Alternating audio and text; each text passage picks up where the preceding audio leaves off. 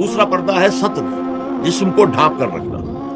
مرد کے لیے سطر کا حصہ کچھ اور ہے، عورت کے لیے پورا جسم سطر ہے. مرد کے لیے عورت کا پورا جسم سطر ہے سوائے چہرے کی ٹکیا کے اور ہاتھوں کے اور پاؤں کے.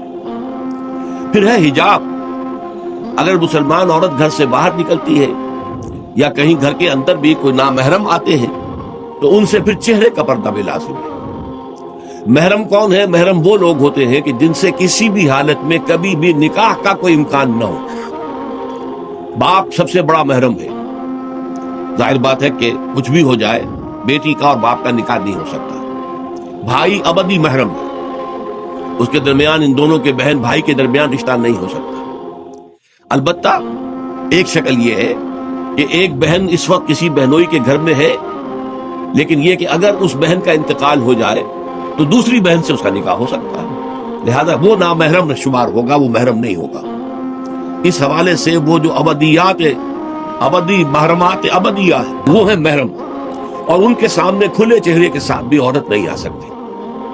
اور محرموں کی فہرست جو ہے وہ سورہ نور کے اندر دے دی گئی ہے، بڑی مفصل اور تفصیلی آیت.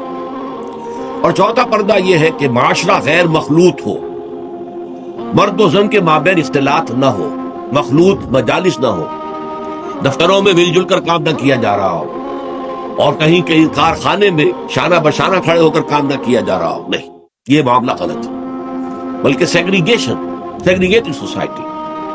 عورتوں کے دائرہ کار کسی شے پر پابندی نہیں ہے. عورتوں کے لیے تفریح گاہیں بنائیں آپ جس میں صرف عورتیں اور بچے جا سکتے ہو ایک خاص عمر کی حد تک، مرد نہیں جائیں گے. مردوں کے لیے تفریح گاہیں علیحدہ ہوں گی، وہاں عورتیں نہیں جائیں گی. تو عورتوں اور مردوں کے درمیان عدم اختلاط. مدارس ہے، اسکول ہے، کالج ہے، یونیورسٹیاں علیحدہ علیحدہ بنا دیجئے، پڑھیں وہ بھی، یہ بھی پڑھیں، لیکن مخلوط نہ ہو، مخلوط تعلیم نہیں. تو یہ جو ہے غیر مخلوط معاشرت، یہ در حقیقت اسلامی معاشرے کا سب سے بڑا امتیاز ہے، سب سے بڑا علم ہے، سب سے بڑا شعار ہے. کوئی بھی غیر مسلم جو ہے اسلامی معاشرے میں آئے گا تو سب سے زیادہ بات جو اسے محسوس ہوگی وہ یہ ہے کہ یہاں عورتیں اور مرد جو ہے وہ آپس میں ملے جلے ہوئے نہیں ہیں، بلکہ ان کے درمیان ایک گویا کہ بہت بڑا پردہ جو ہے معاشرے کے اندر لٹکا ہوا ہے، سیگریگیشن. باقی یہ ہے کہ سطر سے آگے جسم جو ہے وہ صرف زوجین کے سامنے کھلے گا. مرد کا سطر صرف بیوی کے سامنے کھلے گا، یا ڈاکٹر اگر کوئی سرجری کرنی ہے تو ظاہر بات ہے کہ اس میں وہ پردہ نہیں ہوگا. عورت کا بھی چہرہ، ہاتھ اور پیر کے علاوہ جسم کا کوئی حصہ کسی محرم کے سامنے نہیں کھلے گا سوائے شوہر کے یا ڈاکٹر. یہ سارا جو تفصیلی نظام دیا گیا ہے اس کا ہدف کیا ہے کہ یہ مرد اور عورت کے درمیان جو کشش اللہ نے رکھی ہے، زبردست کشش، یہ کشش اگر نہ ہو تو تمدن کا یہ ہنگامہ ہی نہ ہو، شادیاں لوگ کریں ہی نہ، اور لوگ جو ہے یہ مشقتیں اور یہ مصیبتیں جھیلیں ہی نہ. اولاد کی پیدائش ہے، پھر ان کی پرورش ہے، پھر انہیں کھلانا پلانا ہے، ان کی تعلیم ہے، ان کی علاج معالجہ ہے، سو کھکھیڑ.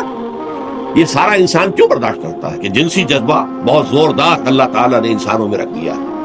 تو جتنا یہ زوردار جذبہ ہے اتنا ہی اسے کنٹرول کرنے کے لیے گھوڑا جتنا منہ زور ہو اتنی ہی مضبوط لگام اس کو دینی چاہیے. لہذا اس کے لیے یہ حدود اور قیود عائد کر دیے گئے تاکہ جو سیکشول ارج ہے یا سیکشول اٹریکشن جو کہ جنسی طور پر انسان کے اندر ہے، مرد میں بھی ہے عورت میں بھی ہے، وہ کل کی کل زوجین پر مرتکز ہو جائے. شوہر کا وہ پوری سیکشول ارج جو ہے وہ اپنی بیوی پر مرکوز ہو، بیوی کی وہ پوری جو سیکشول ارج ہے وہ اپنے شوہر پر مرکوز ہو. ادھر ادھر نگاہیں نہ بھٹکیں، مبادا کہیں جا کر کسی مرد کی نگاہ میں کوئی عورت کھب گئی. اب ظاہر بات ہے کہ آنکھ سے ہو کر وہ تصویر جو ہے نہا خانہ دل میں اتر جاتی ہے، پھر وہ خوابوں میں آئے گی، خیال میں چھائی رہے گی. نتیجہ کیا ہوگا؟ اپنی بیوی کی طرف سے توجہ ہٹ جائے گی.